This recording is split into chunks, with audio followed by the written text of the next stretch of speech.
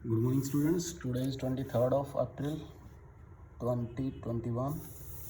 Now, next organelle is nucleus. Cell के अंदर बच्चों न्यूक्लियस होता है. ये रीज़न है साइटोप्लाज्म का.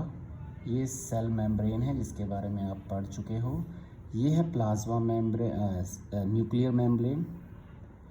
अब न्यूक्लियर मेम्ब्रेन और सेल मेम्ब्रेन के बीच का जो रीज़न है वो है साइटोप्लाज्म, जहाँ पर डिफरेंट ऑर्गेनेलीज रहती हैं. सबसे इम्पोर्टेंट ऑर्गेनेली है ये न्यूक्लियस. अब इस न्यूक्लियस के बारे में समझते हैं.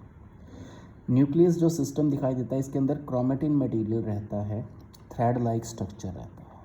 ये थ्रेड लाइक स्ट्रक्चर जो क्रोमेटिन मटेरियल है ये तब रहता है जब सेल ने डिवाइड ना होना हो. When the cell is about to divide, जब ये सेल डिवाइड होने वाला हो, then this chromatin material is converted into a rod shaped structure that is chromosomes.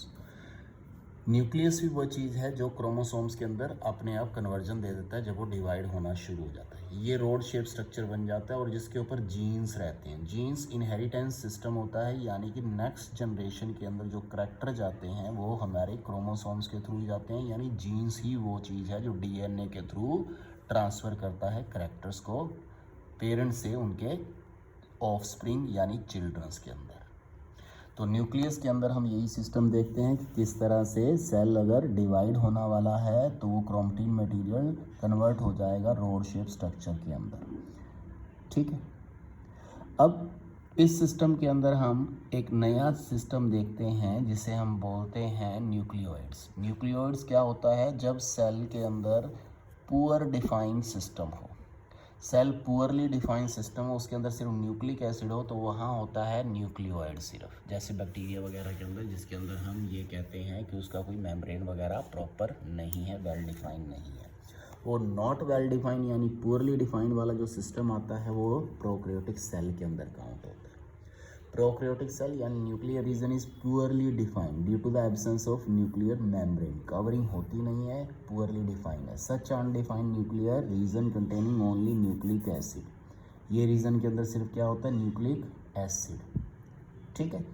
तो इसे क्या बोलते हैं? न्यूक्लियोइड. दूसरी टाइप का जो एडवांस वाला सेल होता है वो होता है यूकैरियोटिक सेल. ठीक है. ये प्रोकैरियोटिक और ये यूकैरियोटिक, ये फर्स्ट इंटेक्स का जो क्वेश्चन आ रहा है आपका वो इन्हीं दोनों से आता है. ठीक है बच्चों.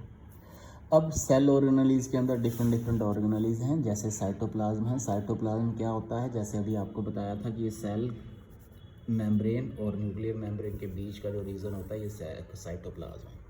साइटोप्लाज्म यानी फ्लूइड इनसाइड प्लाज्मा मेम्ब्रेन.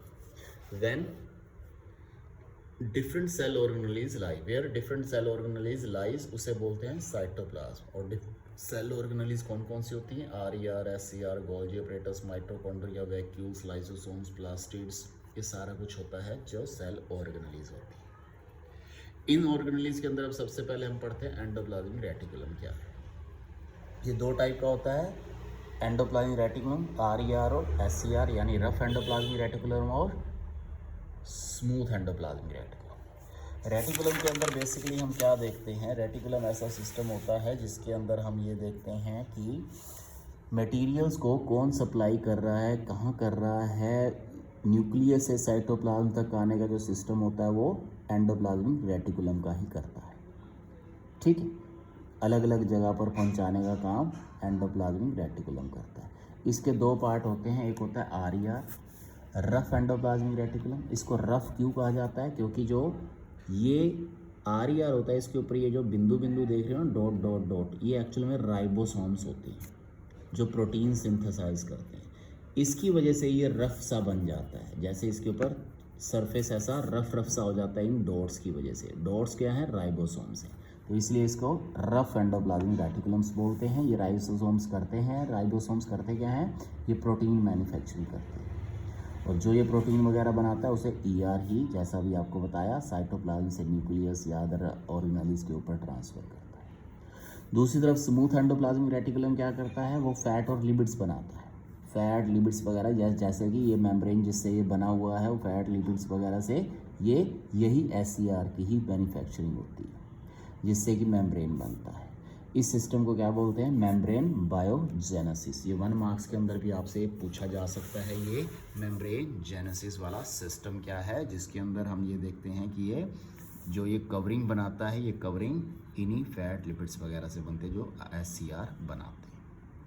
ठीक है, तो इन सिस्टम के अंदर के अलावा हम ये भी देखते हैं कि जो SR है, SCR स्मूथ एंडोप्लाज्मिक रेटिकुलम, जो शरीर के अंदर पॉइजनस या टॉक्सिक ड्रग्स वगैरह होती हैं उनको डिसइंफेक्टिंग फाइन करता है, उनको ख़त्म करने का काम भी ये SCR करता है। ठीक है बच्चों, तो ये मेन पॉइंट है इन दोनों ऑर्गेनेल्स की, ये ध्यान से करके। That is all for the day. Thank you.